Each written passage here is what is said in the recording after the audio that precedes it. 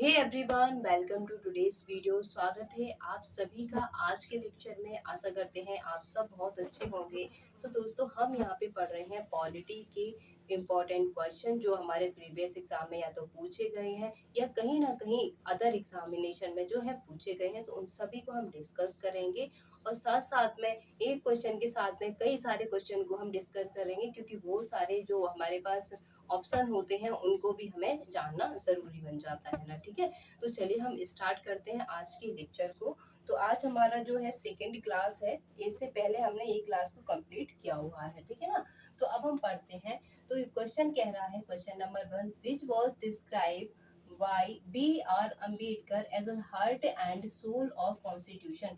तो doctor B R Ambedkar को भारतीय संविधान में किसको हार्ट एंड सोल बताया गया है। ठीक है, हार्ट एंड सोल किसको कहा गया है, तो ये कहा गया है यहाँ पे ऑप्शन नंबर सी हो जाएगा, right to constitution Ramday. Right to constitution Ramday जिसकी बात जो है आर्टिकल 32 में की गई है, आर्टिकल 32 में की गई है, उसको डॉक्टर बी आर अम्बेडकर के द्वारा heart and soul of constitution बताया गया है। ठीक है ना।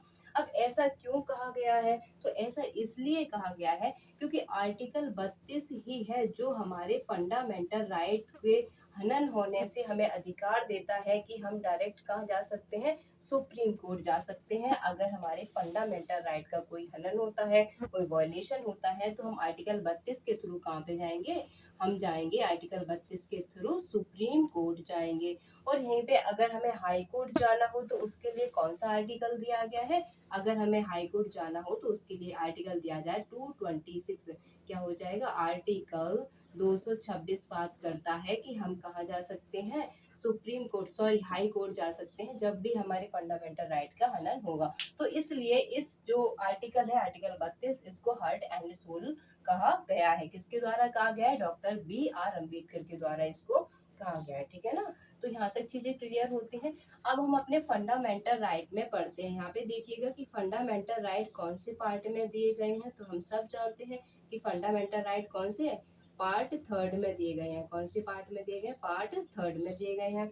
अगर हम बात करते हैं आर्टिकल कहाँ से कहाँ तक दिए गए हैं, तो ये 12 से 35 तक दिए गए हैं। आर्टिकल 12 से 35 तक हमें फंडामेंटल राइट के बारे में जानकारी मिलती है। ठीक है, जिसको हम क्या कहते हैं, मौलिक अधिकार कहते हैं। ठीक है, तो एक हमारा राइट होता है राइट टू इक्वालिटी। ये कहाँ से कहाँ तक दिया है, तो इसकी बात होती है आर्टिकल 14 से लेके 18 तक, आर्टिकल 14 से लेके 18 तक ये बात करता है राइट टू इक्वालिटी के बारे में। ठीक है ना। आगे बात आती है right against exploitation. Right against exploitation, तो ये हमारा बात करता है आर्टिकल 23 से लेके आर्टिकल 24। गाइस ये भी पूछे जाते हैं ना, तो याद रखिएगा आप।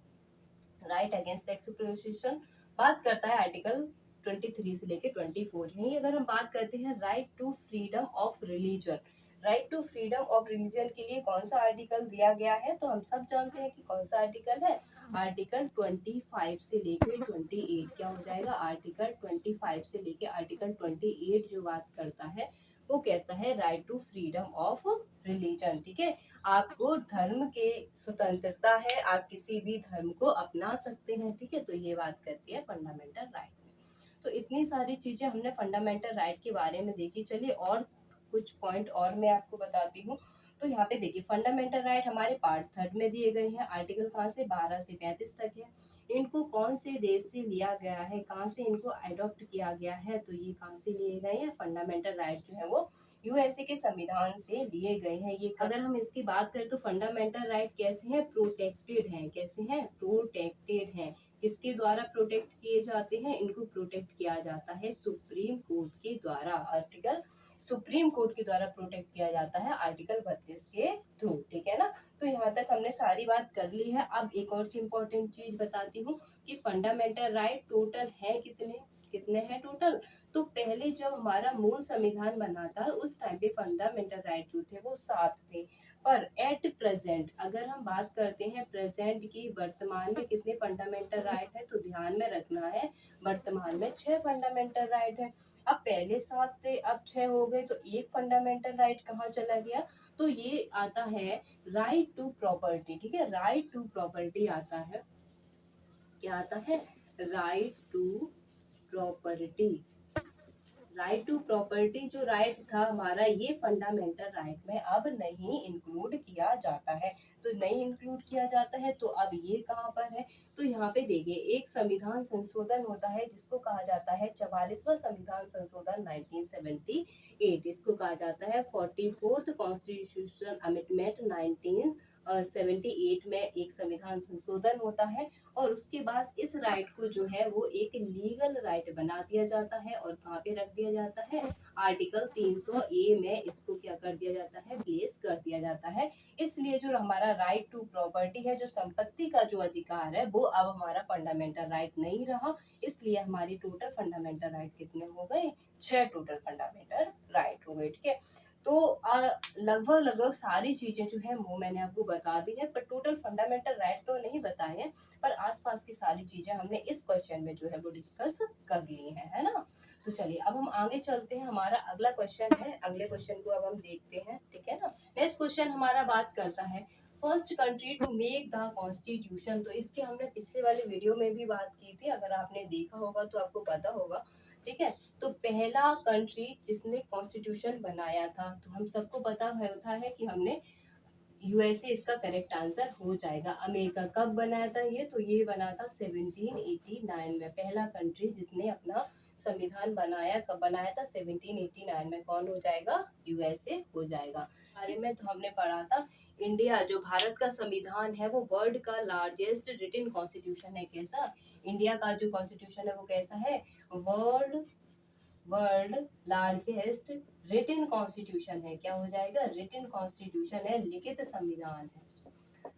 दुनिया का सबसे बड़ा लिखित संविधान कहाँ का है? तो वो इंडिया का है। ठीक है ना। अब एक और क्वेश्चन पूछा जाता है कि अनरिटन संविधान किसका है? अनरिटन कॉन्स्टिट्यूशन जो है वो कौन सी कंट्री का है? तो यहाँ पे हम बात करते हैं यूके जो है, इसका जो है वो अनरिटन कॉन्स्टिट्यूशन हमें देखने को मिलता है। ठीक है ना। तो हमने यहाँ तक चीजों को क्लियर कर लिया। ठीक है, अब हम कुछ इंपॉर्टेंट पॉइंट की बात करते हैं। जैसे कि अगर हम बात कर रहे हैं यहाँ पे यूएसए की, ठीक है, तो आप सबने पढ़े होंगे सोर्सेस के बारे में, हम पढ़ते हैं पॉलिटी में। तो यूएसए से देखिए क्या क्या लिया गया है। तो इससे पहले अभी हमने पढ़ा कि यूएसए से क्या लिया गया है? फंडामेंटल राइट लिए गए हैं, है ना। फंडामेंटल राइट लिए गए हैं, मौलिक अधिकार लिए गए हैं। क्या लिए गए हैं? मौलिक अधिकार लिए गए हैं, मौलिक अधिकार लिए गए हैं। और बात किसके बारे में की गई है? प्रियम्बल के बारे में बात की गई है। ठीक है ना। प्रियम्बल जो है वो कहाँ से हमने अडॉप्ट किया है?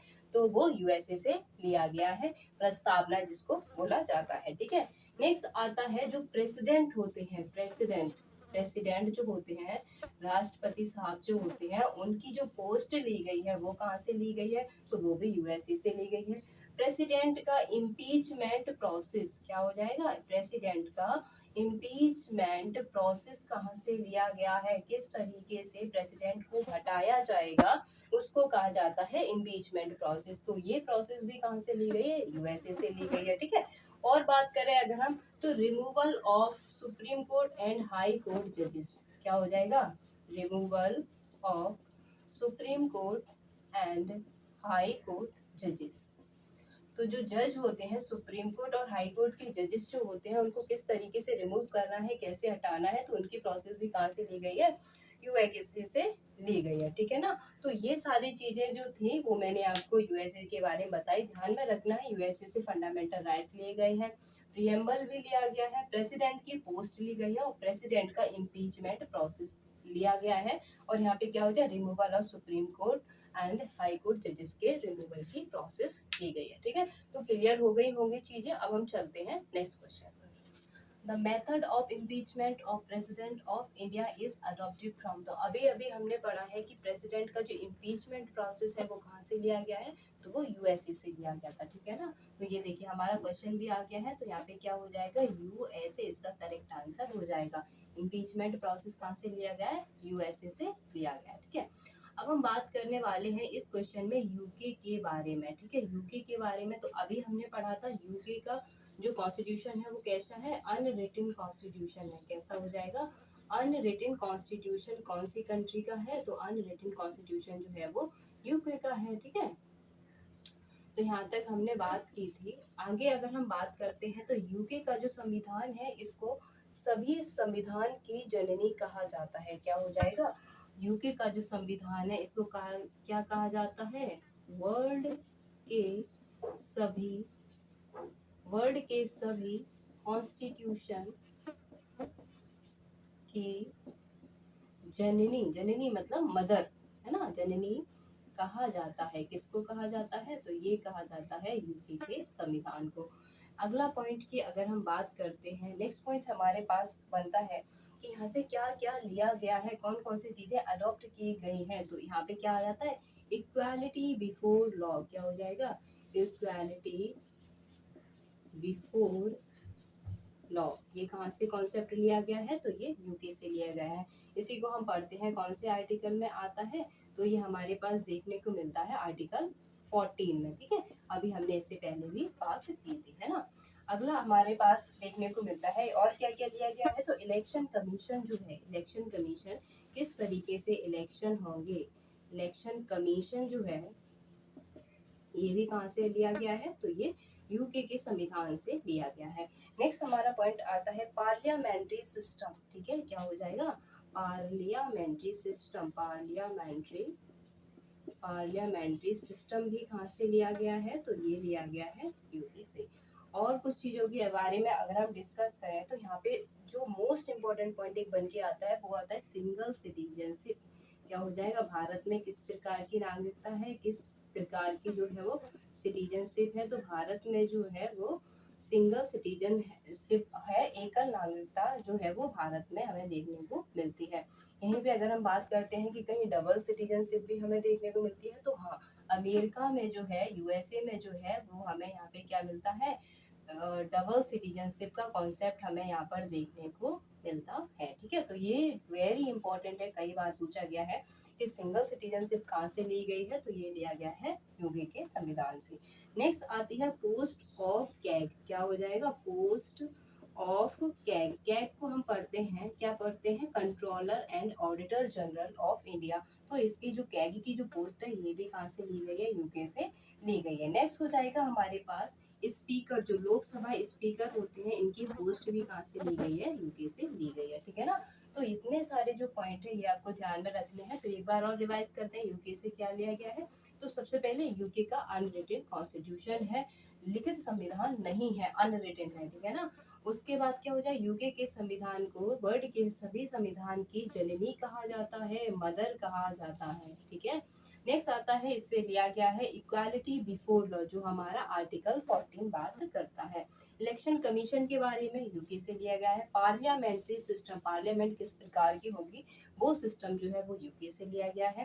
नेक्स्ट आता है सिंगल सिटीजनशिप, जो कि हमारा बहुत इंपॉर्टेंट पॉइंट है। एकल नागरिकता का कॉन्सेप्ट कहाँ से आया है? तो वो यूके से आया है। Post of CAG, post of CAG मतलब कंट्रोलर एंड ऑडिटर जनरल की जो पोस्ट है वो कहाँ से ली गई है? तो वो भी यूके से ली गई है। और जो लोकसभा स्पीकर होते हैं, क्या होते हैं? लोकसभा के स्पीकर जो होते हैं उनकी पोस्ट कहाँ से ली गई है? तो वो भी यूके से ली गई है। तो अदर पॉइंट जो है ये भी आपको अच्छे से ध्यान में रखना है। ठीक है ना।